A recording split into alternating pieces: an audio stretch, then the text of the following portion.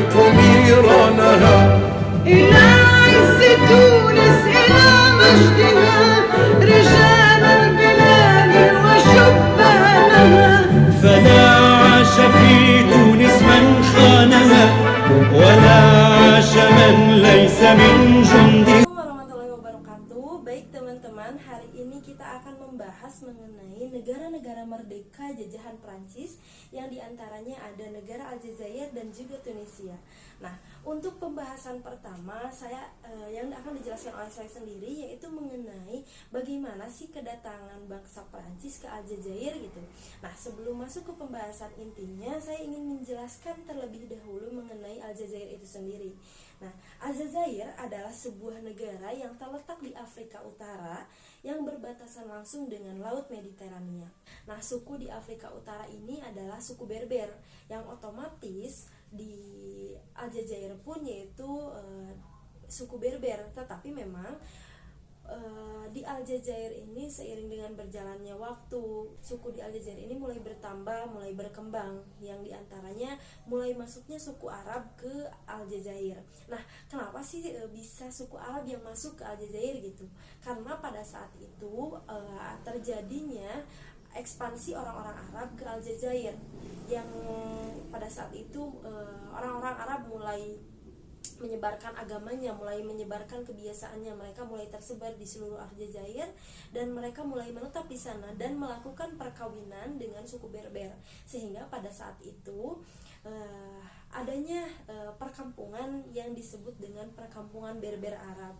Nah, perlu diketahui bahwa kedua suku ini yang nantinya dijadikan alat oleh Prancis untuk masuk ke Aljazair. Nah, pada saat itu Prancis mulai masuk ke Aljazair dan akhirnya mengadu domba kedua suku tersebut. Nah, dengan tujuan ingin menyelamatkan Aljazair dari orang-orang Arab, yang katanya orang-orang Arab itu ingin mengubah aturan Aljazair ke dalam aturan Islam. Yang nggak bisa Aljazair dirubah oleh aturan Islam, karena di Aljazair tidak hanya sekedar Islam saja katanya. Nah, masuknya Prancis ke Aljazair ini juga diperjelas lagi ketika Aljazair sudah terlepas dari kekuasaan Utsmani. Karena pada saat itu ketika Aljazair dikuasai oleh kekuasaan Utsmani, dan kekuasaan Utsmani sudah mulai menunjukkan keruntuhannya dan kemundurannya, dan Aljazair sudah benar-benar terlepas dari kekuasaan Utsmani, Prancis mulai masuk ke Aljazair dengan tujuan ingin memperluas wilayah. Tetapi memang tujuannya tidak hanya sekedar untuk memperluas wilayah saja, tapi memang tujuan Prancis ini ingin mengasimilasi tanah jajahannya ke dalam bentuk Prancis dari segala bidang, baik dari bidang ekonomi, sosial, budaya, politik. Ia ingin segala bidang tersebut ingin sama seperti di Prancis gitu, karena mereka memiliki keyakinan bahwa kultur mereka yang superior, maka semua negara itu harus seperti Prancis gitulah. Nah, ketika bangsa Prancis mulai masuk ke Aljazair, lambat laun seiring dengan perkembangan kekuasaannya di sana, kekuasaan mulai kuat, maka bahasa Arab pun mulai dihapuskan di sana. Dan diganti oleh bahasa Prancis.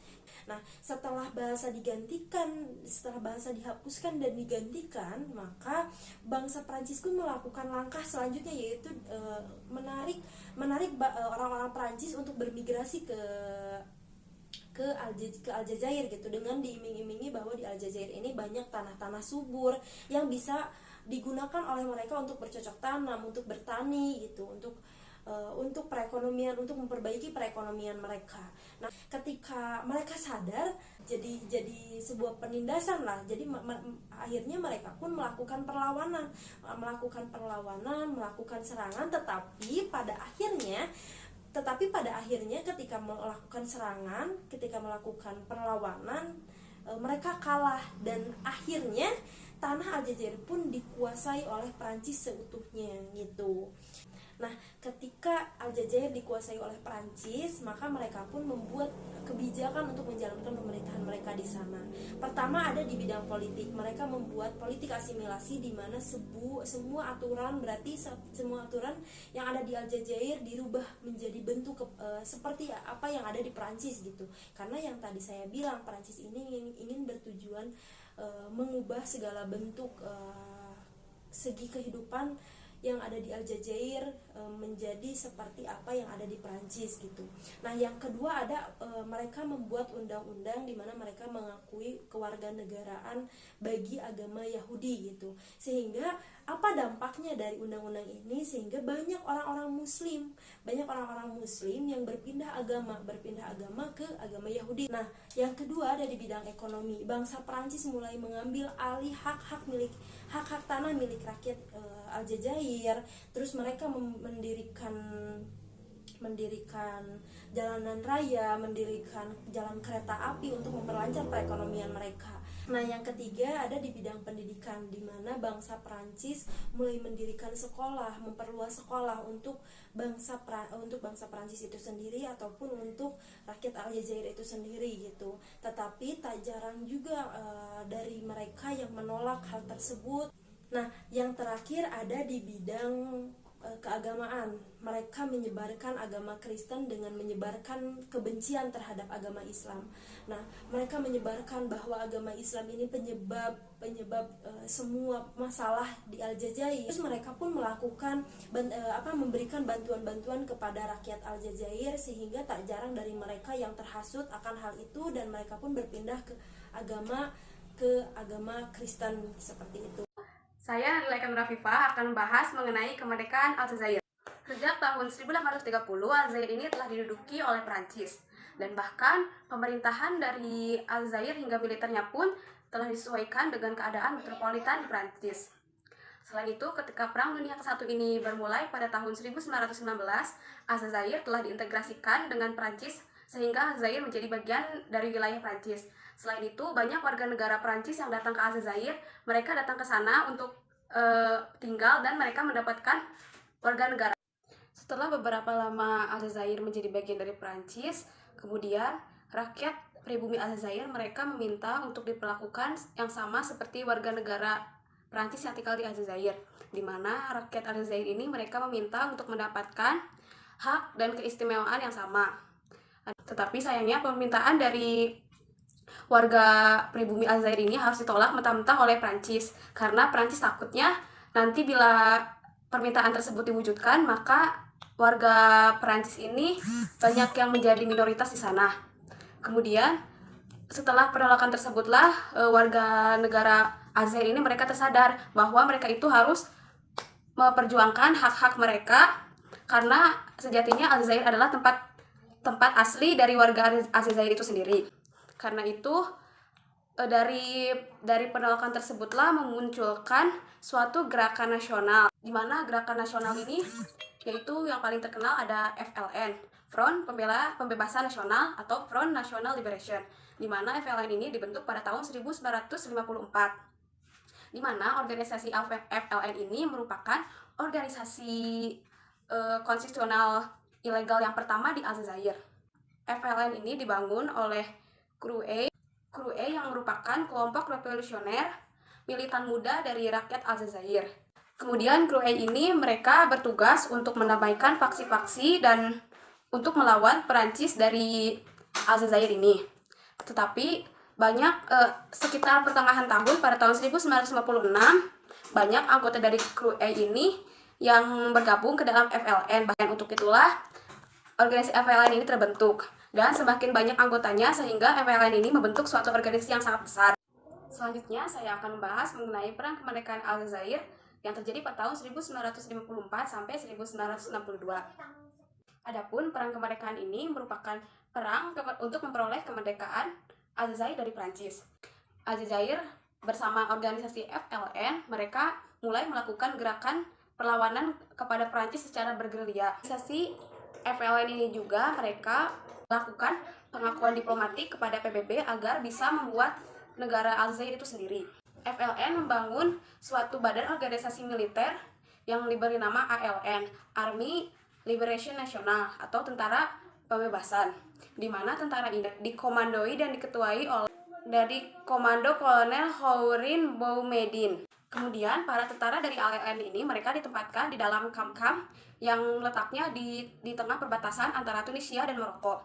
Kontingen dari ALN juga memberikan sebuah bantuan dengan memasok persenjataan dan barang-barang logistik lainnya dalam menunjang terjadinya perang ini. Dan tentara ALN ini mereka mulai bergerak secara bergerilya atau sembunyi-sembunyi, di mana mereka langsung dari pedesaan bergerilya dan maju ke dalam kota untuk menyerang pemerintahan Prancis di pusat kota Aljazair sana.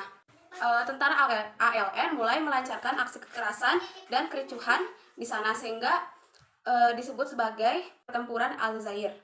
Adapun tentara dari Prancis ini sebanyak 500.000 orang, berbanding terbalik dengan tentara ALN yang jumlahnya sangat sedikit, yaitu diperkirakan hanya 30.000 orang saja. Di mana 30.000 anggota tentara Aljazair ini mereka dipersenjatai dan mereka menduduki di perbatasan daerah Tunisia serta Maroko. Tentara Aljazair ini mereka sangat kalah jumlah sekali dengan tentara Prancis yang sangat banyak sekali.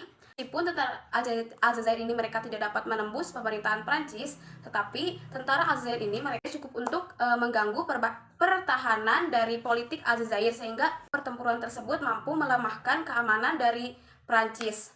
Tetapi ternyata karena serangan dari ALN tentara Aljazair tersebut, kemudian para tentara Prancis mereka melakukan provokasi dengan melakukan serangan secara besar-besaran dan meluncurkan sebuah bom yang diluncurkan di sebuah desa di perbatasan Tunisia, yaitu desa Sadkiat. Dan akibat insiden peluncuran bom tersebut banyak sekali warga sipil yang tewas di sana. Karena perang tersebut sangat menimbulkan banyak korban jiwa, kemudian dilaksanakanlah sebuah mediasi, yaitu mediasi Amerika-Angelo, di mana mediasi ini untuk mendamaikan di antara kedua belah pihak, yaitu Aljazair dan Prancis. Di mana mediasi Amerika-Angelo ini yaitu untuk menarik para tentara Prancis di berbagai distrik Aljazair untuk kembali ke daerahnya. Kemudian pada tahun 1959, Charles de Gaulle ia menyatakan bahwa Aljazair bisa membentuk daerahnya sendiri. Tetapi ternyata Prancis tidak setuju dan tentara Prancis mereka mencoba melakukan kudeta terhadap kebijakan hasil dari mediasi Amerika-Angelo tersebut. Kemudian perang kemerdekaan tersebut berlanjut pada tanggal 18 Maret 1962. Tetapi tak lama setelah perang kemerdekaan tersebut berlanjut, ternyata Prancis melakukan gencatan senjata kepada Aljazair FLN ini, di mana FLN ditandatangani oleh organisasi FLN di daerah Evian de Barin. Dan membentuk suatu kerjasama ekonomi dan Aljazair bebas menentukan negaranya sendiri. Kemudian setelah perjanjian pendatangan gencatan senjata tersebut, pada bulan April akan pertemuan Kongres Maghrebi yang diadakan di kota Tangier dan diawasi oleh partai-partai Maroko. Kongres Maghrebi tersebut diadakan untuk membangun bagaimana masa depan dari negara Aljazair. Tersebut dilaksanakan 5 bulan kemudian, Aljazair membentuk Republik Sementara, Republik Aljazair, yang tentunya dibentuk juga oleh FLN. Awalnya Republik Sementara Aljazair tersebut dipimpin oleh Ferhat Abbas. Kemudian dalam referendum yang terjadi pada tanggal 1 Juli 1962, rakyat Aljazair mereka bebas untuk memilih untuk menentukan nasib mereka sendiri. Aljazair mereka mensetujui perjanjian Evan.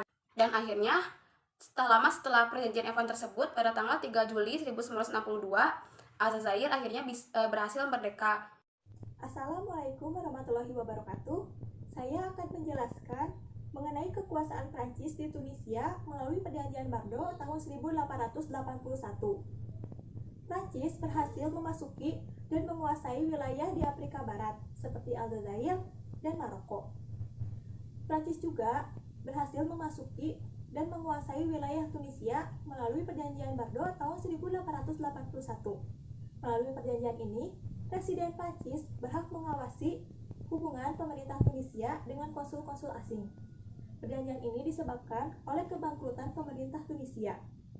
Pemerintah Tunisia memudahkan dan mendapatkan kemudahan dalam hal pinjaman dana atau uang oleh investor pedagang, serta bank-bank milik Prancis untuk membiayai pemerintahan serta pembangunan negara Tunisia. Sayangnya, pembayaran pinjaman tersebut tidaklah lancar karena pendapatan negara Tunisia tidak sebanding dengan jumlah pinjaman yang dimiliki oleh pemerintah Tunisia pada saat itu.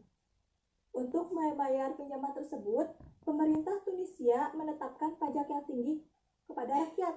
Rakyat pun merasa kecewa dan terbebani, sehingga memunculkan pemberontakan. Untuk mengatasi pemberontakan tersebut, pemerintah Tunisia menarik pinjaman dari Prancis untuk mengatasi pemberontakan tersebut. Karena hal itulah, pajak yang ditetapkan kepada rakyat pun semakin tinggi. Hal ini juga menyebabkan Tunisia mendapatkan pengawasan keuangan oleh Triple Control, yaitu wakil dari negara Inggris, Italia, serta Prancis.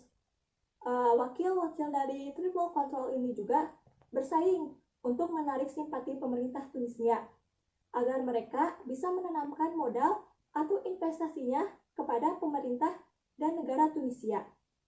Pada tahun 1878 dalam Kongres Berlin, Tunisia berhasil menjadi wilayah kekuasaan Prancis dengan persetujuan Inggris. Hingga akhirnya, secara resmi dan secara de facto, Prancis berhasil menguasai dan menduduki Tunisia melalui perjanjian Bordeaux tahun 1881. Tunisia pun menjadi wilayah protektorat Prancis. Terima kasih. Wassalamualaikum warahmatullahi wabarakatuh. Selanjutnya, di sini saya akan menjelaskan mengenai kemerdekaan Tunisia.